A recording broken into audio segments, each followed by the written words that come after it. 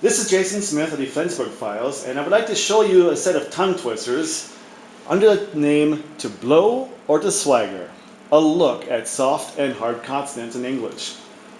What exactly are soft and hard consonants? Let's take a look. Let's take a look at the hard consonants first of all. These consist of the consonants of B, C, D, G, H, K, P, and T. These hard consonants are characterized by the sudden explosion of air released from the mouth upon communication. How these words are pronounced depends on where your tongue is located behind the teeth. I have a link that I have enclosed in the article which shows you several ways, and you can make those differences in practice whatsoever. The soft consonants are characterized by the friction of air between the teeth and the tongue upon release, and it produces a swinging, swaggered sound. Therefore, we have to blow with the hard consonants and to swagger with the soft consonants. These soft consonants consist of words that have C, F, G, J, L, M, N, R, S, V, W, and Z in there, of which we have voiced single consonants and unvoiced single consonants. The voiced ones have a tone upon release, like for example words with n, v, wo, and z. Whereas the unvoiced single consonants represents a friction sound that sounds like hot water, steaming water released from the tea kettle upon boiling. And these consist of the s, the f, and the s. However, our tongue twisters are going to look at the hard and soft consonants, consisting of the letters C and G. Now, C has two different consonants. If we talk about a hard C, that has a similar sound to the letter K. Examples of that consist of the following words: Chris, Corinne, Clara, and Klaus. Whereas a soft C has that teapot sound in it. It sounds like the letter S, like the words Cynthia, cylinder, and cyclo. To give you a small hint, in German we use the hard C more than the soft C, and in English it's pretty much the same. Whereas with G, we have the hard G, which is similar to most of the words that start with G in German, so like Gera and Glauchau and Guggenheim and so forth. And in English, we have the words like Gloria, girl, and ghost. They have like a G sound in it. Whereas a soft G, most of the words that start with the soft G sound like the letter J. Like for example, Germany, giant, and ginger. Again, we use more of the hard G in German than we do in English. And of course, in English, the soft G is more common than the hard G. Now let's take a look at the following tongue twisters. We're going to start off with some examples with the hard G. Listen carefully and you may practice as much as your heart desires.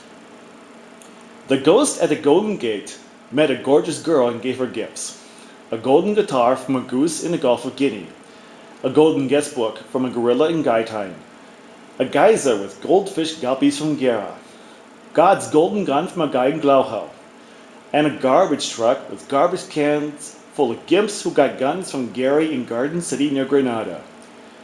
What will the gorgeous girl get to do with the gifts? The gorgeous girl gives the gifts to the Gibbons, who got goldfish in the geyser in Glauchau, and gets herself granola bars from God's gun shop in Guggenheim near Egebraten on the River Gold. We'll start with the soft G's, the next ones. A strange teenager from Georgia damaged a huge package from Angie in Germany in a tragic but imaginable way. The strange teenager managed to cage a giraffe in a giant gymnasium while engaging in gymnastics with a gypsy on stage. The package for the stranger in the luggage room had a huge digital engine that's allergic to giraffes. The strange teenager hinged the package into the giraffe's cage, and the giraffe magically damaged the engine made by a stingy clergyman while in the cage. The giraffe apologized to the gypsy, stranger, and strange teenager for the damage. Please keep in mind, we do have the English gymnasium, but it means in German Sporthalle. Whereas the German Gymnasium, so basically the same spelling as here, as gymnasium, it means the same as high school in English. Now comparing the soft G with the J words, I have an example of some tongue twisters for you. In January, Janet has judo in Jackson. In June, Janet has jump rope in Juneau. In July, Janet's jamming in Jurassic Park in Johnstone. And now Janet's jogging through Japanese jungles. So you have your difference between the J words and the soft G. And mixing them up, you have the following. Jeremy's a gem in geometry. Jason jumps with joy in geology. Jack's a joyride in geography. Just because Jeremy, Jason, and Jack are from Georgia, and George Jefferson, the janitor from Japan, is a teacher. Any questions there? Okay, let's take a look at the hard C words. Carl Carver colors Christopher Columbus's coloring book. Chris was cold to Carl, calling him a cocky cockatoo in front of Catherine, who canes him with a sugar cane from the Canaries. And now Chris and Carl are in Canada with Jesus Christ, the Christian with a crooked crown.